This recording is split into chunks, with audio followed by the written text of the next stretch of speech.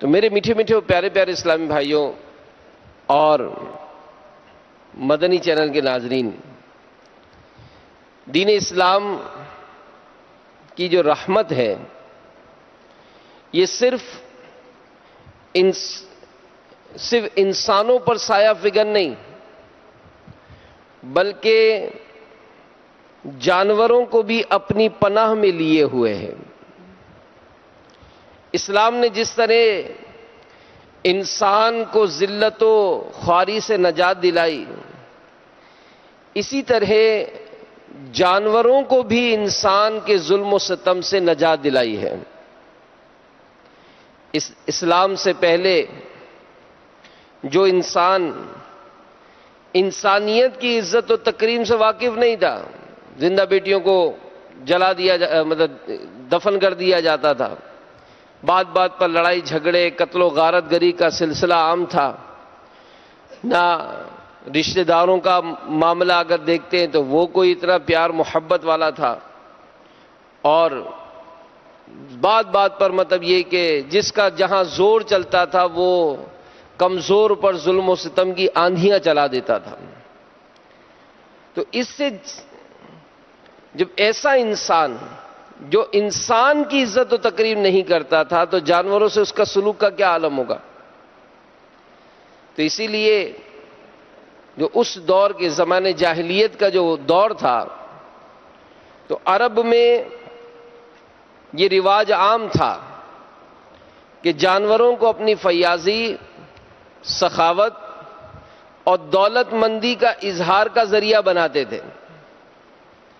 یعنی یوں سمجھ لیجئے کہ دو ریوڑ ہیں جانوروں کے، اب دو آدمی شرطیں لگاتے تھے کہ دیکھتے ہیں کہ اتنے وقت میں کون زیادہ جانوروں کو ذبح کرتا ہے یا مار ڈالتا ہے۔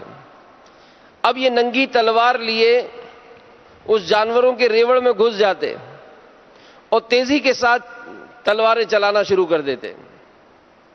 لوگ ارد گرد جمع ہو کر تالیاں بجاتے، تماشا دیکھتے، یہاں تک کہ جو جیت جاتا تھا اس کو اس کے کندھوں پر اٹھا کر گھما کرتے تھے۔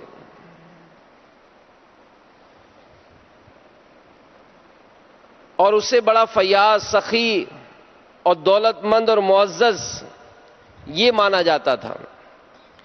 ایک رسم یہ تھی کہ جب کوئی مر جاتا تو اس کے سواری کے مخصوص جانور کو اس کی قبر پہ باندھ دیتے تھے۔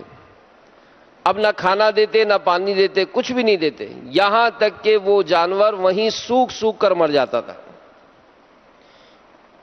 ایسے جانور کو بلید کہتے تھے۔ نشانہ بازی کے لیے جانوروں کو استعمال کیا کرتے کہ اسے باندھ کر تیر سے نشانہ بنایا کرتے تھے، حتیٰ کہ وہ زخمی ہو کر مر جاتا۔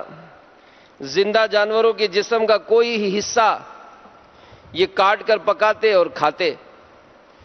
زندہ اونٹ کا کوہان اور دمبے کی جو چکی ہوتی ہے یہ ان کی مرغوب غذا تھی۔ یعنی یہاں تک کتابوں میں لکھا ہے کہ اگر کوئی بیٹھے ہوئے آپس میں اور چارپائی کے قریب ان کے کچھ جانور بندھے ہوئے، اب ایک دمبا بندھا ہوا ہے، اچانک کسی کو موڈ ہوا، اس نے تلوار نکالی اور کھڑے کھڑے اس دمبے کی چکی کاٹ دی کہ اس کو پکا کر لے آؤں۔ کسی کو ران پسند آئی تو اس نے جناب وہیں سے مارا اس کو تلوار اور جناب اس کی ران الگ کر کے اس کو پکا کے لے آؤ۔ اب آپ خود سوچیں، غور کریں کہ معمولی سا زخم لگنے سے کتنی تکلیف ہوتی ہے۔ تو جانوروں پر یہ ظلم و ستم ہوتا، جانوروں کو لڑانا یہ پسندیدہ کھیل اور جوئے کا ایک طریقہ یہ تھا۔ تو ان تمام مظالم کی وجہ کیا تھی کہ جانوروں کے دکھ درد کا احساس و تصور مفقود تھا۔ اسلام آیا تو جانوروں کو ان مظالم سے پناہ نصیب ہوئی۔ اسلام نے ان پر رحم کرنے اور ان کے ساتھ اچھا برتاؤ کرنے کا حکم ارشاد فرمایا۔ چنانچہ قرآن پاک میں جانوروں کی پیدائش کا مقصد متعین کیا، انہیں اللہ کی نعمت اور اس کی قدرت کی نشانی قرار دیا گیا۔ چنانچہ پارہ 14 سورہ نحل کی آیت نمبر 5 میں اللہ تبارک و تعالی ارشاد فرماتا ہے وَالْأَنْعَامَ خَلَقَهَا لَكُمْ فِيهَا دِفْعٌ وَمَنَافِعُ وَمِنْهَا تَأْكُلُونَ۔ ترجمہ کنز العرفان۔ اور اس نے جانور پیدا کیے، ان میں تمہارے لیے گرم لباس اور بہت فائدے ہیں، اور ان سے تم غذا بھی کھاتے ہو۔ تفسیر صراط الجنان شریف میں وَالْأَنْعَامَ خَلَقَهَا، اور اس نے جانور پیدا کیے، یعنی اللہ تبارک و تعالی نے اس میں جانوروں کی پیدائش کا ذکر کیا کہ انسان اپنی ضروریات میں نفع اٹھاتے،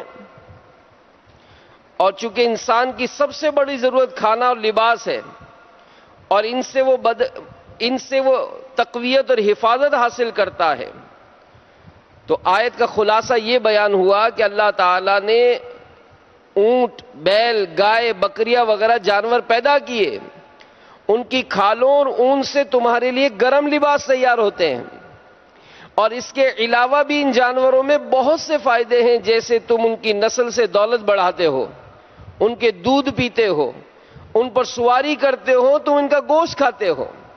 پھر فرمایا وَلَكُمْ فِيهَا جَمَالٌ حِينَ تُرِيحُونَ وَحِينَ تَسْرَحُونَ، اور تمہارے لیے ان میں زینت ہے جب تم انہیں شام کو واپس لاتے ہو اور جب چرنے کے لیے چھوڑتے ہو۔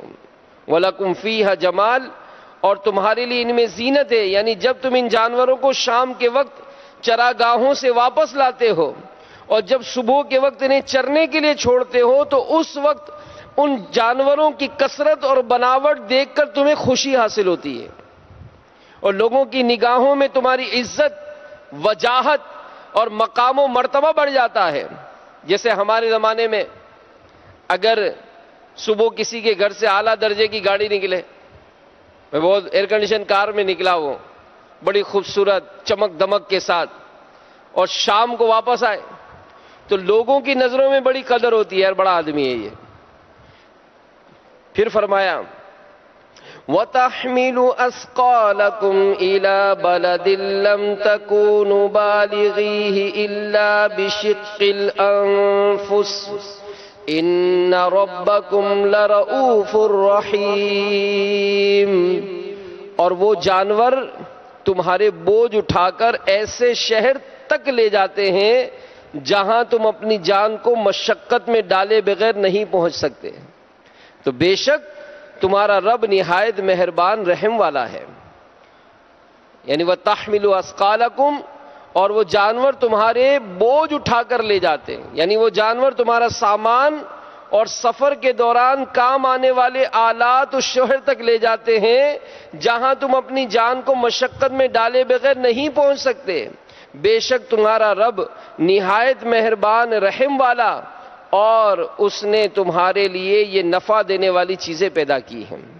ابو عبداللہ محمد بن احمد قرطبی رحمت اللہ تعالی علیہ فرماتے ہیں کہ اس آیت سے ثابت ہوا کہ جانوروں پہ سواری کرنا، ان پر سامان لادنا جائز ہے، البتہ جتنی ان میں بوجھ برداشت کرنے کی قوت ہو اسی حساب سے ان پر جو ہے وہ لادا جائے۔ تو بہرحال میرے میٹھے میٹھے و پیارے پیارے اسلامی بھائیوں، اللہ تبارک و تعالیٰ کی نعمت جانور، اگرچہ عام طور پر شہروں میں اس کا رواج نہیں ہے، لیکن پھر بھی پرندے ہوتے ہیں اور چھوٹے چھوٹے جانوروں سے تعلق ہمارا بھی رہتا ہے، تو کثیر احادیث میں جانوروں کے ساتھ بھی نرمی سے پیش آنے اور ان کے لیے آسانی کرنے اور ان کے دانہ پانی کا خیال رکھنے کا حکم ارشاد فرمایا۔ چنانچہ حضرت ابو ہریرہ رضی اللہ تعالی عنہ سے روایت ہے کہ سید المرسلین صلی اللہ علیہ وآلہ وسلم نے ارشاد فرمایا کہ جب تم سرسبزی کے زمانے میں سفر کرو تو زمین میں سے اونٹوں کو ان کا حصہ دو، اور جب تم خشکی کے سال میں سفر کرو تو زمین سے جلدی گزرو تاکہ اونٹ کمزور نہ ہو جائیں، اور جب تم رات کے وقت آرام کے لیے اترو تو راستے سے الگ اترو، کیونکہ وہ جانوروں کے راستے اور رات میں کیڑے مکوڑوں کے ٹھکانے ہیں۔ تو میرے میٹھے میٹھے اور پیارے پیارے اسلامی بھائیوں، ہم ذرا غور کریں اور سوچیں کہ دین اسلام یہ جانوروں پر بھی رحم کرنے کی ہمیں تربیت دیتا ہے. اور ایک روایت میں تو بڑا پیارا واقعہ مذکور ہے کہ حضرت یعلا بن مرہ رضی اللہ تعالیٰ عنہ فرماتے ہیں کہ ایک مرتبہ ہم نبی پاک علیہ الصلوۃ والسلام کے ساتھ کہیں جا رہے تھے. ایک اونٹ کے پاس سے گزرے جس سے پانی لانے کا کام لیا جاتا تھا. تو اونٹ نے سرکار علیہ الصلوۃ والسلام کو دیکھا تو بلبلانے لگا اور گردن نبی پاک علیہ الصلوۃ والسلام کے سامنے زمین پر رکھ دی. سرکار علیہ الصلوۃ والسلام وہاں ٹھہر گئے اور فرمایا کہ اس اونٹ کا مالک کہاں ہے؟ وہ حاضر ہوا تو میٹھے مصطفیٰ صلی اللہ علیہ وآلہ وسلم نے اسے فرمایا کہ اسے میرے ہاتھ فروخت کر دو. اس نے عرض کی نہیں ہے آقا، یہ میں آپ کو ہبہ کرتا ہوں، میں آپ کو گفٹ دیتا ہوں. حالانکہ اس کا اہل خانہ، اس کا اور اس کے اہل خانہ کا اس کے علاوہ کوئی ذریعہ معاش نہیں تھا. تو سرکار علیہ الصلوۃ والسلام نے فرمایا کہ اب تم نے اس کے بارے میں یہ بات کی ہے اور اس نے تمہارے کام زیادہ لینے اور چارہ پانی کم دینے کی شکایت کی ہے. سرکار کی بارگاہ میں اونٹ شکایت کر رہا ہے کہ اس نے کام زیادہ لینے اور چارہ پانی کم دینے کی شکایت کی ہے، لہذا اس کے ساتھ اچھا سلوک کیا کرو. اسی طرح ایک اور حدیث میں ہے، نبی پاک علیہ الصلوۃ والسلام کا ایک اونٹ کے پاس سے گزر ہوا جس کی پشت بھوک کی وجہ سے اس کے پیٹ کے ساتھ ملی ہوئی تھی. یہ دیکھ کر رحمت عالم صلی اللہ علیہ وآلہ وسلم نے ارشاد فرمایا کہ ان بے زبان حیوانوں کے سلسلے میں اللہ سے ڈرو، ان پر سواری بھی اچھے طریقے سے کرو، انہیں کھاؤ بھی تو اچھے طریقے سے کھاؤ، ان کو بھوکا نہ رکھا کرو، ضرورت سے زیادہ کام نہ لیا کرو اور ان سے اچھا سلوک کیا کرو.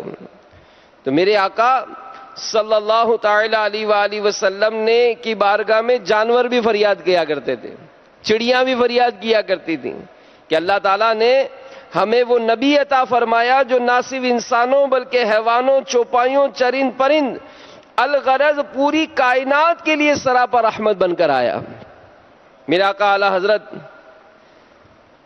بڑا خوب ارشاد فرماتے ہیں، ہاں یہی کرتی ہیں چڑیاں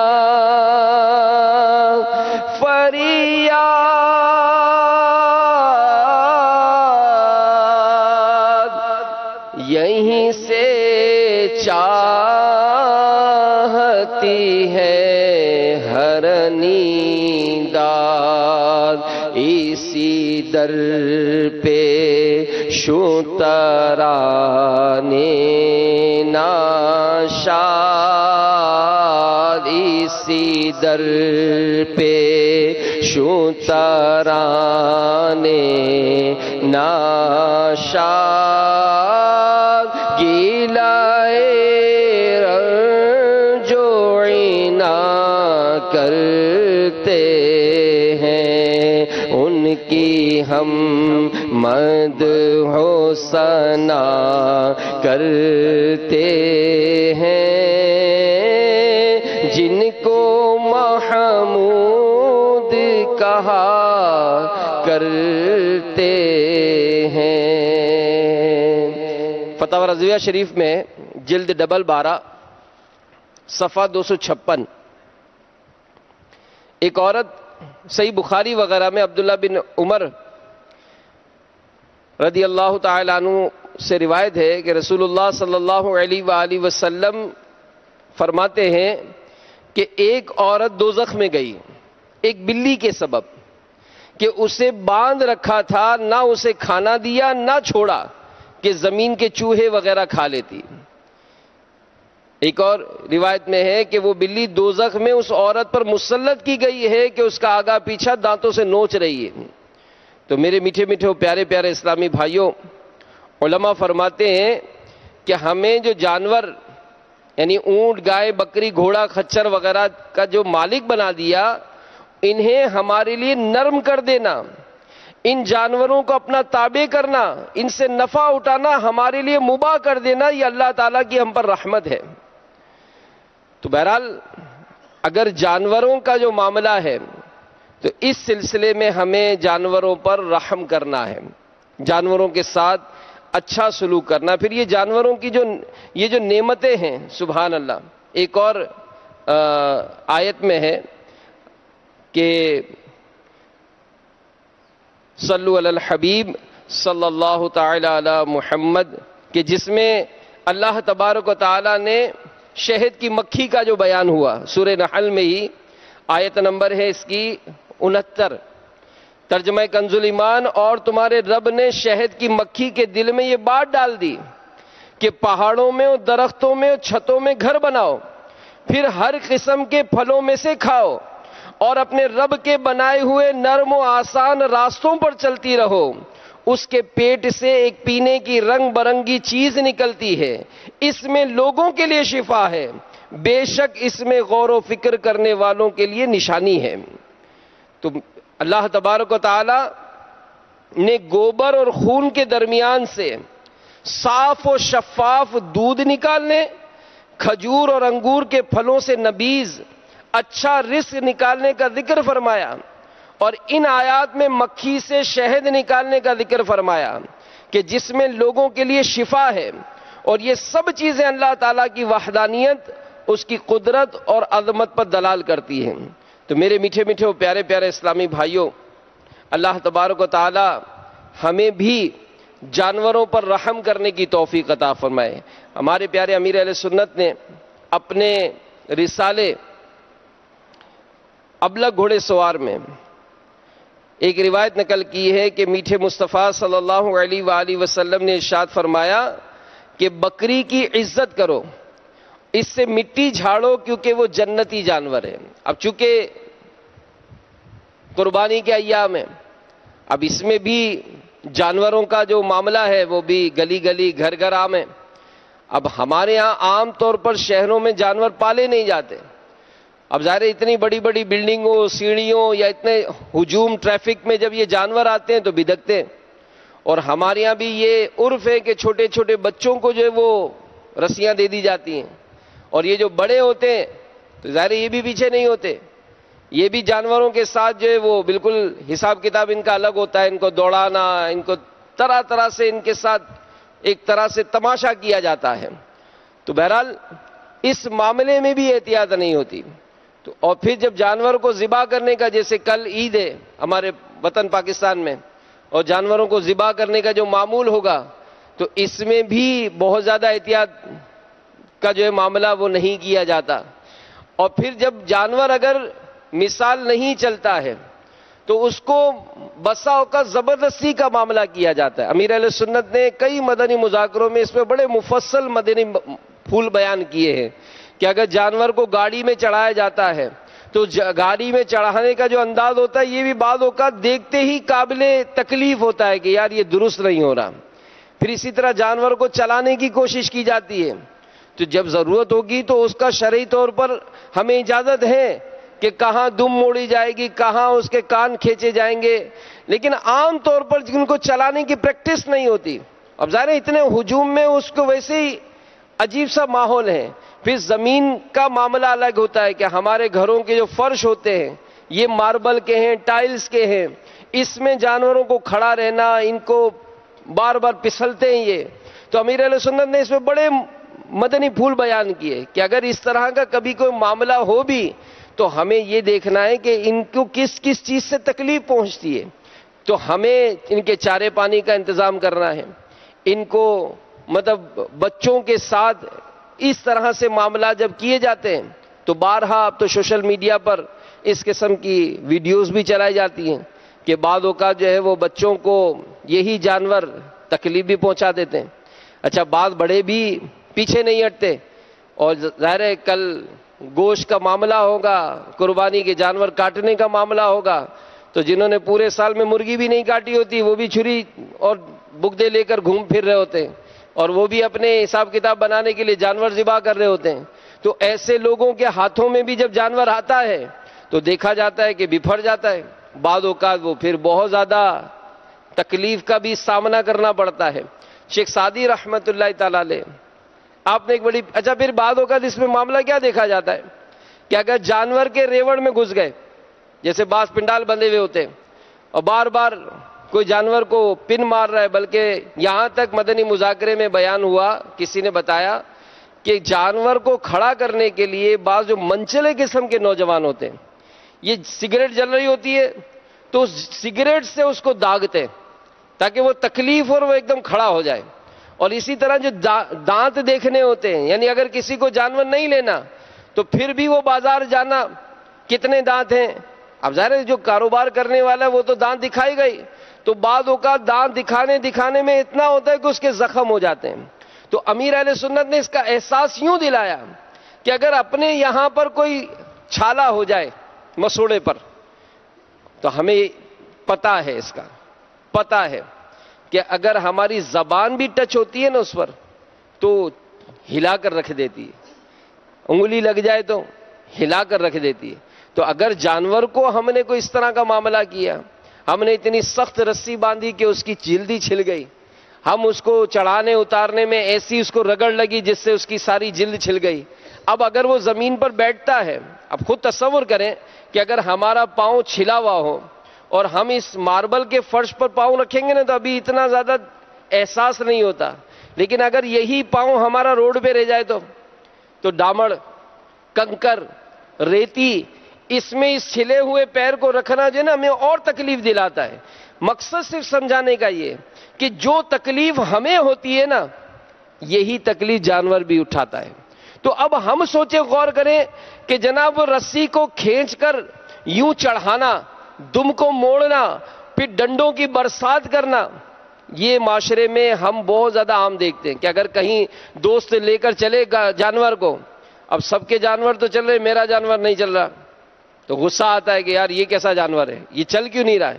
تو اب اس کو ڈنڈوں سے اس کی پٹائی کی جاتی ہے. تو بعض اوقات اس میں ان کو گہرے زخم بھی لگ جاتے ہیں. تو ہمیں اس کی احتیاط کرنی چاہیے. بلکہ اس معاملے میں شیخ سعدی رحمۃ اللہ تعالی علیہ نے ایک بڑی دلچسپ حکایت نقل کی ہے. آپ فرماتے ہیں کہ ایک صحرائی جو صحرا میں گھومتے ہیں تو وہ کہیں سفر پر تھا تو ایک کتے نے اس کو کاٹ لیا. اب درد کی وجہ سے وہ ساری رات بلبلاتا رہا، چیختا رہا گھر میں. اس کی چھوٹی سی بچی تھی. اس نے کہا کہ بابا یہ کتے نے جو آپ کو کاٹا تو کیا دانتوں سے کاٹا اس نے؟ تو اس نے کہا ہاں بیٹا اس نے دانتوں سے کاٹا ہے. تو اچھا تو آپ کے بھی تو دانت ہیں، آپ نے کتے کو کیوں نہیں کاٹا؟ تو جیسے ہی یہ بات بچی کی زبان سے اس نے سنی تو اس کی چہرے پہ مسکراہٹ پھیل گئی. وہ کہنے لگا کہ بیٹا وہ جانور ہے میں انسان ہوں، وہ جانور ہے میں انسان ہوں. تو اب ہم غور کریں اور سوچیں کہ اگر ہم کسی کے جانوروں کے ریوڑ میں گھسے اور اس نے جناب کچھ لات وغیرہ سے ہمارا استقبال کیا اور ہم نے بھی سامنے سے لاتیں مارنا شروع کر دی، تو ہم نے بھی ڈنڈے لے کے مارنا شروع کیا تو بھائی وہ تو جانور ہے، آپ انسان ہیں. تو اپنا معاملہ دیکھیں کہ اس میں جو ہمارا معاملہ ہوتا ہے بعض اوقات جانوروں کے ساتھ جانوروں جیسا سلوک کیا جاتا ہے. تو جانوروں کے ساتھ جانوروں جیسا نہیں، انسان بن کر سلوک کرنا پڑے گا. تو ہمیں اس کا تعین کرنا ہے کہ کہیں ہمارے ہاتھوں سے کسی جانور کو تکلیف نہ پہنچے. اور پھر جو کل کا دن ہے ہمارا جس میں قربانی کی جائے گی، تو یاد رکھیے کہ امیر اہل سنت نے اس پہ بہت ہی تفصیلی بیان کیا. اگر آپ نے یہ رسالہ نہیں پڑھا ابلغ گھوڑے سوار، اس رسالے کو پڑھیے. امیر اہل سنت نے لکھا ہے کہ گائے وغیرہ گرانے سے پہلے قبلے کا تعین کر لیا جائے. آپ نے یہ تو سمجھ لیا کہ چہرہ جو ہے وہ قبلے کی طرف ہونا چاہیے اور اسی طرح سے اس رخ پر اس کو ذبح کرنا چاہیے. اب اگر جانور کسی اور سمت گر گیا تو دیکھا جاتا ہے کہ اس کی دم پکڑ کر اس کو کھینچا جاتا ہے. اب خالی تھوڑی سی تصور کر لیں کہ ہم زمین پر پڑے ہوئے ہوں، ہمارے جسم پر کپڑا نہیں ہے، ذرا کھال ہے ہماری، اور کوئی کھینچے کھا لے ہم کو، کچھ نہ کرے خالی کھینچے ہمیں. تو جس زمین پر جو روڈوں پر جو ڈامڑ وغیرہ بچھا ہوتا ہے، جو کنکر ہوتے ہیں، کیا ہمارے جسم پر اس کا کچھ احساس ہوگا؟ تو تصور کریں کہ یہی احساس جانور کو بھی ہو رہا ہے. تو ہمیں اس کو گھسیٹنا نہیں ہے، کہ بے زبان جانور کے لیے سخت اذیت کا باعث ہے. ذبح کرنے میں اتنا نہ کاٹیں کہ چھری گردن کے مہرے یعنی ہڈی تک پہنچ جائے. یعنی بعض اوقات یہ ہوتا ہے کہ وہ کاٹے جا رہے ہیں یہاں تک کہ اس کی دل میں بھی اس کو چھریاں گھونپی جاتی ہیں، جو بہت زیادہ تکلیف دہ ہے. اور اسی طرح بھی جانور ٹھنڈا نہیں ہوا اور اس کی کھال کو پکڑ کر مزید چھیلا جاتا ہے. اب اگر ہماری کھال یہاں سے اتر جائے، اس اتری ہوئی کھال پر ہمارے ہی ہاتھ رہے، تکلیف ہوتی ہے. یہ جانور کا جو گلا کٹا ہوا ہے تکلیف ہو رہی ہے اس کو، لیکن اس تکلیف میں مزید اضافہ کہ ابھی اس کی جان نہیں نکلی اور ہم اس کی کھال جو ہے وہ مزید کھینچے جا رہے ہیں، اس پر ہاتھ رکھ رہے ہیں، اس پر پانی ڈال کر اس کو خون کو جو ہے وہ صاف کیا جا رہا ہے. یہ تکلیف کا باعث ہے. تو اسی طرح بعض قصاب ٹھنڈی کرنے کے لیے ذبح کے بعد اس جانور کی کھال، زندہ کھال ادھیڑ کر چھری گھونپ کر دل کی رگیں کاٹتے ہیں. اس طرح بکرے کو ذبح کرنے کے بعد بیچارے کی گردن چٹکا دیتے ہیں. بے زبان جانوروں پر اس طرح کے مظالم نہ کیے جائیں. جس سے بن پڑے ان کے لیے ضروری ہے کہ جانور کو بلا وجہ ایذا پہنچانے والے کو روکے. اگر نہیں روکے گا تو گناہ گار ہوگا. دعوت اسلامی کے اشاعتی ادارے مکتبۃ المدینہ کی مطبوعہ بحر شریعت صفحہ 660 جلد 3 پر ہے کہ جانور پر ظلم کرنا ذمی کافر، یعنی اب دنیا میں سب کافر حربی ہیں، ظلم کرنے سے زیادہ برا ہے. اور ذمی پر ظلم کرنا مسلم پر ظلم کرنے سے بھی برا ہے، کیونکہ جانور کا کوئی معین و مددگار اللہ کے سوا نہیں. اس غریب کو اس ظلم سے کون بچائے؟ پھر اور ڈرا دینے والی روایت سنیے، ڈرا دینے والی روایت کہ امیر علیہ سنت فرماتے ہیں کہ ذبح کرنے کے بعد روح نکلنے سے قبل چھریاں چلا کر بے زبان جانوروں کو بلا وجہ تکلیف دینے والوں کو ڈر جانا چاہیے کہ کہیں مرنے کے بعد عذاب کے لیے یہی جانور مسلط نہ کر دیا جائے. دعوت اسلامی کے اشاعتی ادارے مکتبۃ المدینہ کی مطبوعہ جہنم میں لے جانے والے اعمال جلد 2 صفحہ 323 پر ہے کہ انسان نے ناحق کسی چوپائے کو مارا یا اسے بھوکا پیاسا رکھا یا اس سے طاقت سے زیادہ کام لیا تو قیامت کے دن اس سے اسی کی مثل بدلہ لیا جائے گا جو اس نے جانور پر ظلم کیا یا اسے بھوکا رکھا. اس پر حدیث دلالت کرتی ہے. چنانچہ رحمت عالم صلی اللہ تعالی علیہ وآلہ وسلم نے جہنم میں ایک عورت کو اس حال میں دیکھا کہ وہ لٹکی ہوئی ہے اور ایک بلی اس کے چہرے اور سینے کو نوچ رہی ہے. اسے ویسے ہی عذاب دے رہی ہے جیسے اس عورت نے دنیا میں قید کر کے بھوکا رکھ کر اسے تکلیف دی تھی. تو اس روایت کا حکم تمام جانوروں کے حق میں عام ہے. پھر اسی طرح جب جانور ذبح ہوتا ہے تو اس کو دیکھنے کے لیے تماشا لگایا جاتا ہے. یہ بھی منع ہے کہ اس وقت کہے بلند کرنا اور اس کے تڑپنے پھڑکنے سے لطف اندوز ہونا، اس کا تماشا بنانا، یہ سراسر غفلت کی علامت ہے. ذبح ہونے والے جانور پر رحم کھائے، غور کریں کہ اگر اس کی جگہ مجھے ذبح کیا جا رہا ہوتا، لوگ تماشا بنا رہے ہوتے، بچے تالیاں بجاتے ہوتے تو میری کیا کیفیت ہوتی. حضرت سیدنا شداد بن اوس رضی اللہ تعالی عنہ سے روایت ہے، رسول اللہ صلی اللہ علیہ وآلہ وسلم نے فرمایا اللہ تعالیٰ نے ہر چیز کے ساتھ نیکی کرنے کا حکم دیا ہے، لہذا جب تم کسی کو قتل کرو تو احسن یعنی بہت اچھے طریقے سے قتل کرو، اور جب تم ذبح کرو تو احسن یعنی خوب عمدہ طریقے سے ذبح کرو، اور تم اپنی چھری کو اچھی طرح تیز کر لیا کرو اور ذبیحہ کو آرام دیا کرو. تو بوقت ذبح رضا الہی کی نیت سے جانور پر رحم کھانا کار ثواب ہے. جیسا کہ ایک صحابی رضی اللہ تعالی عنہ نے بارگاہ رسالت صلی اللہ علیہ وآلہ وسلم میں عرض کی، یا رسول اللہ صلی اللہ علیہ وآلہ وسلم مجھے بکری ذبح کرنے پر رحم آتا ہے. فرمایا اگر اس پر رحم کرو گے تو اللہ تعالیٰ بھی تم پر رحم فرمائے گا. صدر الشریعہ بدر الطریقہ مفتی امجد علی اعظمی رحمت اللہ تعالیٰ علیہ فرماتے ہیں کہ قربانی سے پہلے اسے چارہ پانی دے دیں، یعنی بھوکا پیاسا ذبح نہ کریں، ایک کے سامنے دوسرے کو ذبح نہ کریں، پہلے سے چھری تیز کر لیں. ایسا نہ ہو کہ جانور گرانے کے بعد اس کے سامنے چھری تیز کی جائے. یہاں ایک بڑی عجیب اور دلچسپ حکایت امیر علیہ السلام نے نقل کی ہے۔ چنانچہ سیدنا ابو جعفر رحمۃ اللہ تعالی علیہ فرماتے ہیں کہ ایک بار میں نے ذبح کے لیے بکری لٹائی، اتنے میں مشہور بزرگ حضرت سیدنا ایوب سختیانی قدس سر النورانی ادھر آ نکلے۔ میں نے چھری زمین پر ڈال دی اور گفتگو میں مشغول ہوا۔ دری اثنا بکری نے دیوار کی جڑ میں اپنے کھروں سے گڑھا کھودا اور پاؤں سے چھری اس میں دھکیل دی، اس پر مٹی ڈال دی۔ تو سیدنا ایوب سختیانی رحمت اللہ تعالی علیہ فرمانے لگے کہ ارے دیکھو تو صحیح، بکری نے یہ کیا کیا؟ یہ دیکھ کر میں نے پختہ عزم کر لیا کہ اب کبھی بھی کسی جانور کو اپنے ہاتھ سے ذبح نہیں کروں گا۔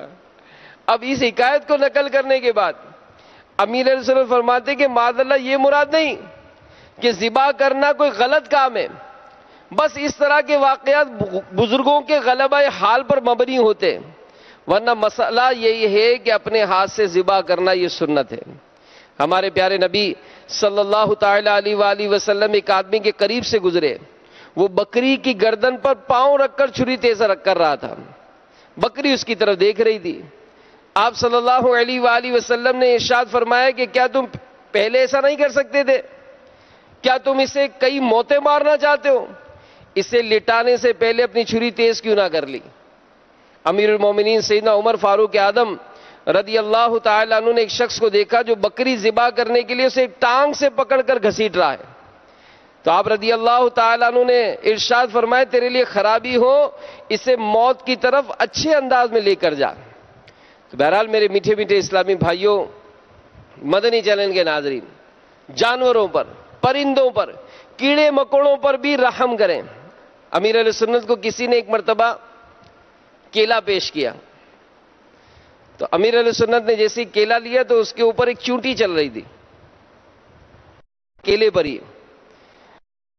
تو امیر علیہ سنت نے فرمایا کہ یہ کیلا دوبارہ وہیں رکھ دو جہاں سے آپ نے اٹھایا ہے، اس لیے کہ یہ چونٹی جو ہے نا یہ اپنے قبیلے سے بچھڑ گئی ہے، یہ قبیلہ وہیں ہوگا اس کا، تو وہاں رکھ دو گے تو یہ چونٹی اتر جائے گی۔ تو اگرچہ بعض اوقات اس طرح کے معاملات ہماری توجہ نہیں ہوتی۔ خود ایک دفعہ فرماتے کہ ایک مرتبہ بیرون ملک میں آپ نے دیکھا کہ چونٹیاں جو ہے وہ اپنے بل سے نکلی ہوئی تھیں اور ایک قطار کی صورت میں کہیں جا رہی تھی۔ تو امیر علیہ السلام فرمایا کہ میں باقاعدہ لائٹ جلاتا تھا کہ اندھیرے میں کسی چونٹی پر جو ہے وہ پیر نہ پڑ جائے۔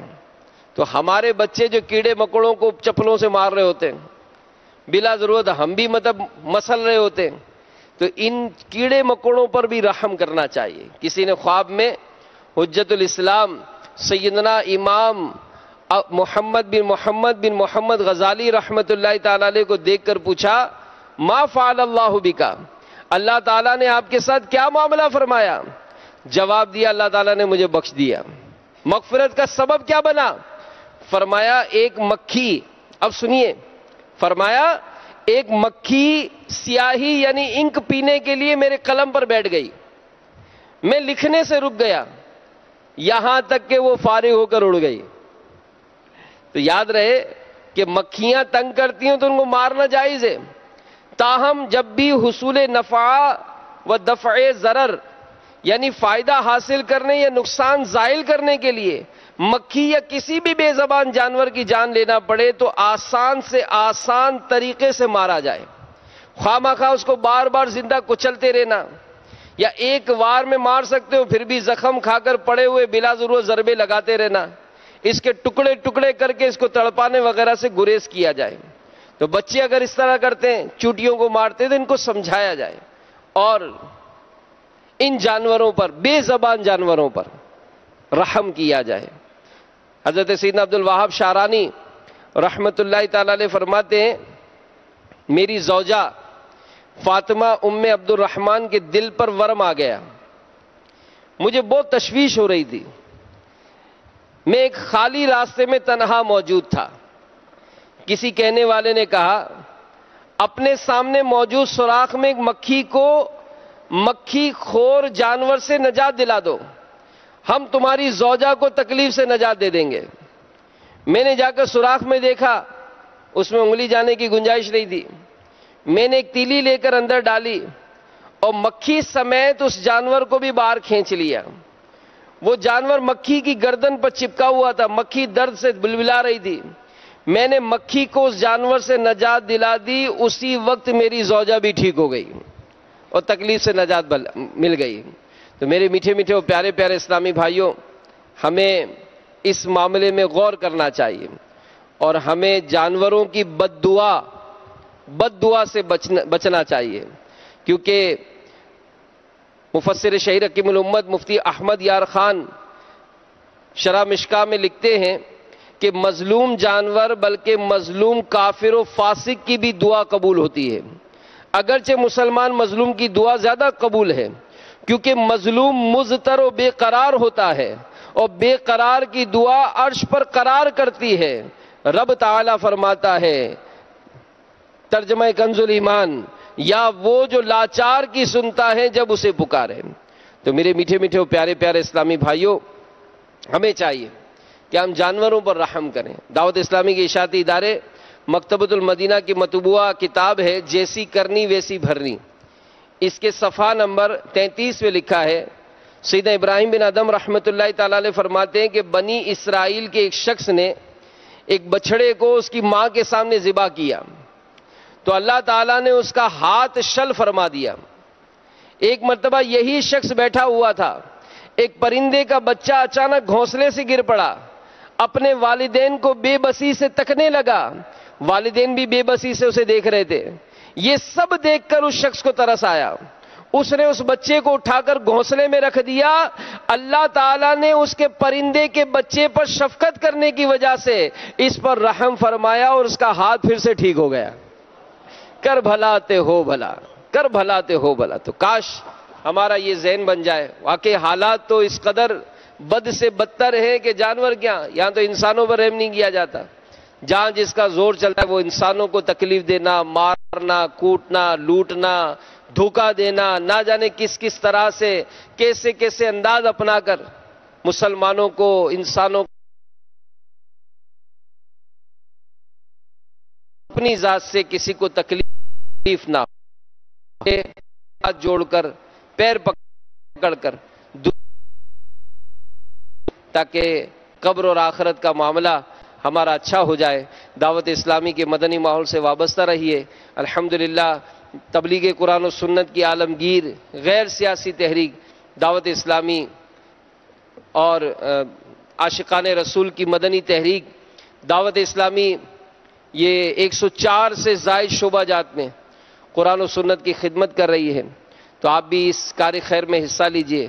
بالخصوص قربانی کی کھالیں, آپ اپنے یہاں اپنی قربانی کی کھالیں بھی, اور جو آپ سے تعلق رکھتے ہیں ان کی بھی قربانی کی کھالیں دعوت اسلامی کو پہنچائیے اور اس کی برکتیں حاصل کیجئے. اللہ تعالی ہم سب کو عمل کی توفیق عطا فرمائے. آمین بجاہ النبی الامین صلی اللہ تعالی علیہ وسلم.